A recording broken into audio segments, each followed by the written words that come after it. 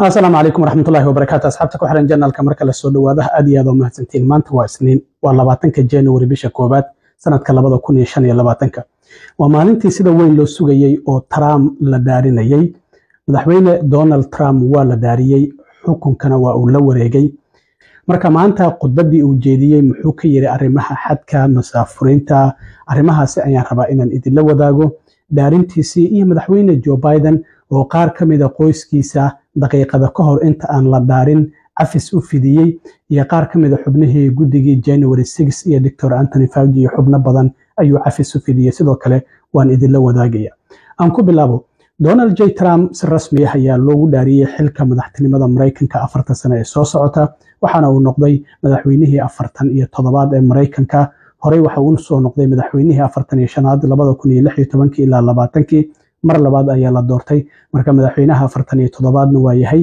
kii 45aadna waa uu soo ahaa JD Vance ku xigeenkiisa madaxweyne ku xigeenkii 50aad ee wadanka loo dhaariyay ayaa sidoo kale uu isaguna noqday Trump waxaa xafladiisa daarintiisa ka soo qayb galay mas'uuliyiin aad u fara badan walow gudaha aqalka Congress-ka loo uu jimcihii u wareejiyay maadaama qabow daran uu ka jiray magaalada Washington DC ee caasimadda Mareykanka laakiin taageerayaashiisa jalbaysan qabowgaasi waxba ma uusan ka dhibaynin oo garoon u dhow ayay ka daawanayeen isla markaana loo ogolaaday inay ka daawadaan maadaama ayna banaanka aan la joogi karin oo qabowku si aad ah u darnaa xubnaha ka soo qayb galay waxaa kamid ah oo madaxweyne ku xigeenka wadanka Shiinaha isla markaana ah sidoo kale la taliyaha madaxweynaha wadanka Shiinaha oo la yiraahdo Han Shen sidoo kale waxaa ka soo qayb galay xubno madaxa oo Trump si aad u taageero oo ay kamid tahay ra'iisul wasaaraha wadanka Talyaaniga Giorgia Meloni iyo madaxweynaha wadanka Argentina Javier Milei oo iyaguna si weyn u taageera Trump laakiin qaar kamid ah xubnaha Congress-ka ee Republican-ka ayaa waxay si aad ah uga caroodeen in iyaga kuraasta dambe la geeyay xubnihii maalqabeennadiina VIP laga dhigay oo kuraasta hore la fariisiyay xubnaha maalqabeennada ah ee ka soo qayb galay oo Trump uu ku casuumay xafladiisa caleemasaarka iyaguna lacaga ugu deeqay xafladan ayaa waxaa kamid ah Elon Musk waan ognahay waaba ninkii soo saaray xagga iska dhig waxaa sidoo kale kamid ahaa xubnaha kale ee ka soo qayb galay ninka iska leh Amazon Jeff Bezos iyo waliba xaaskiisa ninka Google madaxda ka ah Sundar Pichai ninka TikTok madaxda ka ah Xu Jiu oo Trump shalay TikTok uu dib u soo celiyay ninka madaxda ka ah OpenAI sidoo kale ninka Apple iska leh oo isagana Tim Cook la yiraahdo dhamaanba xubnahaasi waa xubnaha kuraasta VIP-da la fariisiyay ee ka soo qayb galay xafladda caleemasaarka ee Trump Kamala Harris sidoo kale waa ay ka soo qayb gashay oo madaxweyne ku xigeenka 49aad ah Trumpna uu doorashada kaga guuleystay odageeda Doug Emhoff madaxweyne Biden waa joogay xaaskiisa Jill madaxweynayaashii hore sida Bill Clinton George W Bush iyo Obama xaaskiisa Michelle maysan la socon laakiin Clinton iyo Bush xaasaskooda waa ay la socdeen iyaguna waa ay ka soo qayb galeen marka sidaasi ayaa xafladdu ay ahayd ka soo qayb galkeeda Trump waxa uu doortay in lagu dhaariyo Bible lagu dhaariyay madaxweyne Lincoln ayna xilligii dagaalkii sokeeye wadanka uu dhamaanayay 1861 ayuu doortay marka Bible-kaasi ayaa lagu dhaariyay marka hore waxaa la hor dhaariyay madaxweyne ku xigeenka JD Vance oo xaaskiisa uusha ay Bible-ka ay u haysay gabadheedu ugu yarna sidoo kale garabka ay ku sidatay waxaana dhaariyay mid kamid ah garsoorayaasha 9ka ee maxkamadda sare oo la yiraahdo Brett Kavanaugh waa kan markii la dhaarinayay madaxweyne ku xigeenka JD Vance bal ila daawada Please raise your right hand and repeat after me I James David Vance do solemnly swear James David Vance do solemnly swear that I will support and defend the Constitution of the United States. That I will support and defend the Constitution of the United States.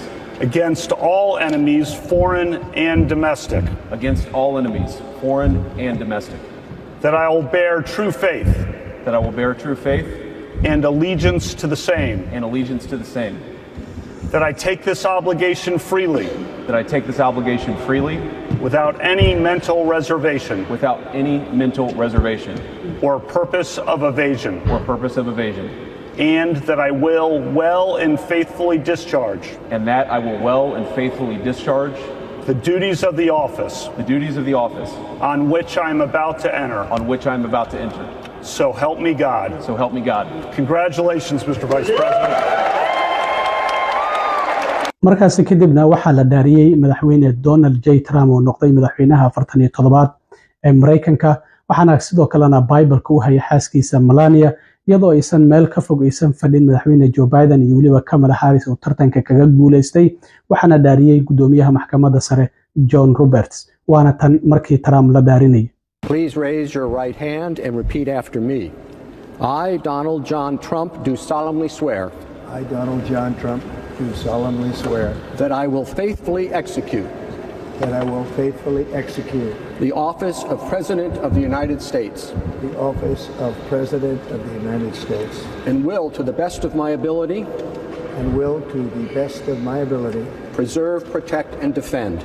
Preserve, protect, and defend. The Constitution of the United States. The Constitution of the United States. So help me God. So help me God.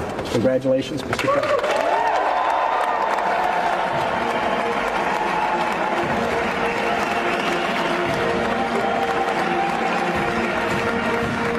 Trump markii la dhaariyay kadib khudbad ilaa iyo 30 daqiiqo ah ayuu ka jeediyey meesha ay ka dhacaysay xafladda caleemasaarka. Trump waxa uu sheegay marka uu ku laabto aqalka cad in uu soo saari doono wareegtooyin kala duwan kuwaasi oo uu ku bilaabayo dhammaanba in uu dib ugu soo celiyo Mareykanka isla markaana waxa uu sheegay in wareegtooyin kala duwan ay noqon doonaan. Waxa uu yiri wareegtada ugu horeysa waxay noqon doontaa inaan xaalad degdeg ah uga dhawaaqo xadka koonfureed ee Mareykanka uu la wadaago Mexico. Biden ayaa la arkayay sidoo kale oo ag fadhiya isla markaana afka gacanta ku haysta oo qoslaya marka Trump uu sidaasi dhahayay. Waxa uu sidoo kale sheegay in soo gelitaanka sharci darrada ah ee Mareykanka uu gabi ahaanba si degdeg ah ku joojin doono. Waxa uu sidoo kale sheegay in uu bilaabi doono boroseska dib loogu celinayo malaayiin qof kuwaasi oo dambiilayaal ah halkii ay ka yimaadeenna dib loogu celinaya ayuu yiri. waxaan dib u soo celinaya ayuu yiri sidoo kale siyaasadeedii remain in Mexico oo ah dadka dhinaca Mexico in lagu celinayay ilaa iyo maxkamadaha ay kiiskooda magangalyadoonka ay go'aan ka gaarayaan. waxaan sidoo kale soo gabagabeynaya ayuu yiri siyaasadii ahayd catch and release maamulka madaxweyne Joe Biden waxa ay sameynayeen catch and release waxa la yiraahdo qofka marka la qabto in wadanka hore looga soo daaynayo. marka Trump siyaasadiisu waxay ahayd catch and deport qabo ee masaafure. marka siyaasadaasi labadaas siyaasadood ayaan dib u soo celinayo remain Mexico iyo waliba siyaasadda aan soo gabagabeynayo oo ah catch and release la markaana aan soo celinayo catch and deport. waxa uu sidoo kale sheegay inuu ciidamo u diri doono xadka koonfureed ee Mareykanka uu la wadaago Mexico si ay u ka hortagaan ayuu yiri in soo gelitaanka ama weerarka burburka leh ee Mareykanka lagu soo qaaday oo sida sharci darrada loogu soo galayo. waxa uu sidoo kale sheegay in uu u aqoonsan doono kooxaha daroogada ka ganacsada in ay yihiin ururo argagixiso oo ajnabi ah ayaan u aqoonsanaya ayuu yiri. sidoo kale waxa uu yiri waxaan adeegsan doonaa sharciga la yiraahdo Alien Enemy Act kaasi oo la sameeyay sanadkii 1798 waxaanan ku amri doonaa ayuu yiri dawladda in ay awoodeeda buuxda ee ugu dambaysa dawladda federaalka iyo gobolladuba ay isticmaalaan si ay u ciribtiraan joogitaanka dhammaanba kooxaha gaangiska ee ajnabiga iyo dambiilayaasha kuwaasi oo dambiyo dhibaato weyn u geysanaya dhulkeena u geystay magaalooyinkeena kala duwan. waxa uu sidoo kale sheegay in asaga ka taliya ciidamada guud ee Mareykanka ahaan in mas'uuliyad ka sareyso oo saaran aysan jirin oo ahayn in uu ka difaaco wadanka inaan ka difaaco wadanka ayuu yiri qataraha iyo weerarada lagu soo qaado. taasina waxay tahay exactly waxa aan sameyn doono ayuu yiri waxaanan u sameyn doonaa si aan weligeed horey loogu sameynin. marka Trump sidaasi ayuu ku sheegay khudbadiisa marka isagoo arrimahaasi ka hadlayayna waxa uu yiri Today I will sign a series of historic executive orders. With these actions we will begin the complete restoration of America and the revolution of common sense. It's all about common sense. First, I will declare a national emergency at our southern border.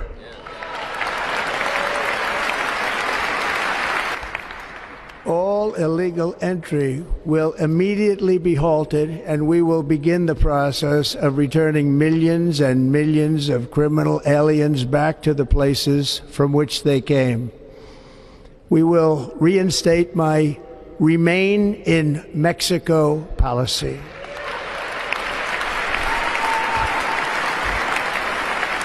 I will end the practice of catch and release. And I will send troops to the southern border to repel the disastrous invasion of our country. We'll also be designating the cartels as foreign terrorist organizations.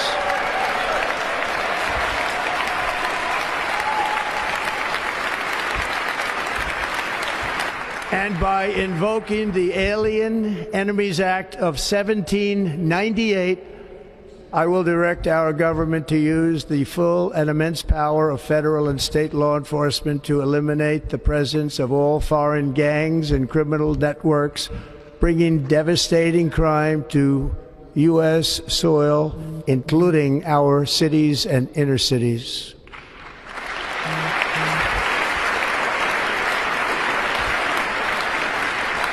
As Commander-in-Chief, I have no higher responsibility than to defend our country from threats and invasions, and that is exactly what I am going ayaa sidoo kale sida caadiyan ah madaxweynuhu markuu xilka ka degayo midka xilka la wareegayo waraaq ayuu u reebaa marka Biden waxa uu sheegay inuu waraaq u reebay oo aqalka cad ugu reebay Trump mar warbaahintu ay weydiiyeen maxaa ku qoran waxa uu yiri aniga iyo Trump ayaa arintaasi noo dhaxaysa marka wareegtooyinkan Trump waxa uu saxiixin doonaa galinka dambe ee maanta markuu aqalka cad uu soo fariisto xafiiska Oval Office-ka waxaana la filayaa wareegtooyin kala duwan ilaa iyo 50 ah inuu maanta saxiixi doono waxyaabaha oo ku qoranna waan idin soo gudbin doonaa dhinaca kale ugu dambeyntii Biden ayaa 15 daqiiqo ka hor inta aan loo dhaarin Trump xilka madaxtinimada waxa uu soo saaray cafis oo u fidinayo qaar kamid ah qoyskiisa aadka ugu dhow cafiskan oo sida hordhac ah waxa kamid ah dadka uu u fidiyay walaalkiis James Biden iyo xaaskiisa Sarah Jones Biden waxa sidoo kale kamid ah walaashiis Valerie Biden iyo odageeda oo la yiraahdo John Owens waxa sidoo kale kamid ah walaalkiisa ugu yar oo isagana la yiraahdo Francis Biden oo cafis u fidiyay Biden waxa walaalkii ayaa sidoo kale xubnaha Republicanka baaritaanka isaga ay ku wadaan Biden oo xilka qaadista ay soo galiyeen sidoo kale waa ay wareysteen Biden waxa uu yiri sababta cafiskan qoyskayga ugu fidiyay waxay tahay weeraro iyo hanjabaado aan kala joogsi lahayn ayaa la soo gudboonaanayay waxana ay muhiimadu ahayd in aniga la igu dhaawaco waxana uu sheegay in siyaasad loo adeegsanayo nooca ugu xun ee siyaasadda ayna ahayd arrintan inaysan istaagin markaan arkay ayaan qoyskayga cafiskan u fidiyay ayuu sidoo kale leeyahay Biden waxa uu sidoo kale cafis u fidiyay General Mark Milley oo generalkii ciidamada guud xilligii Trump oo madaxweynaha hogaaminaya Dr. Anthony Fauci oo nagna xilligii coronavirus-ka Trump inay isku dhaceen waxa sidoo kale kamid ah Liz Cheney oo guddiga January 6 ku jirtay Trumpna si aad uga soo horjeesatay iyo xubnihii kale ee guddiga January 6 ee baaray Trump sidoo kale ku jiray Biden waxa uu sidoo kale December 39 cafis oo kala duwan bishii December inuu soo saaray 1500 qof oo maxaabiisana oo sidoo kale cafis u fidiyay waxa qaar kamid ah xubnaha Republicanka ay ku tilmaameen cafiska Biden qoyskiisa oo u fidiyay inay muujinayso in ay dambiilayaal yihiin oo ay guilty dambi ku leeyihiin qaarkoodna waxa ay yiraahdeenba waxay muujinaysaa musuqmaasuqa familka Biden ka dhex jiray in cafiskaasi uu muujinayo inay dambiilayaal yihiin Jim Roy oo kamid ah xubnaha Republicanka ah oo Texas laga soo doortay iyo Marjorie Taylor Greene ayaa kamid ah xubnaha yiri waxay cadeynaysaa Biden cafiskan uu fidiyay qoyskiisa in qoyskiisu ay dambiilayaal yihiin Trump sidoo kale wareegtooyinka maanta uu saxiixi doono waxa kamid ah dadkii Congress-ka weeraray January 6 sanadkii 2021 oo la xukumay inuu doonayo in isaguna uu cafis u fidiyo wareegtooyinka maanta uu saxiixayo ayay ku jirtaa wuxuu leeyahay dadkaasi waa maxaabiis gardarro ayaana lagu haysto ay ku xiran yihiin oo lagu xukumay waxyaabaha kale ee soo kordha haddii alla idmo oo Trump wareegtooyinka uu saxiixi doono waa idila soo socodsiin doonaa aad iyo aad u mahadsantiin asxaabta intaan mar kale kulmi doono waa saaxiibkeen cilmi waaro idin la sida iyo nabadgelyo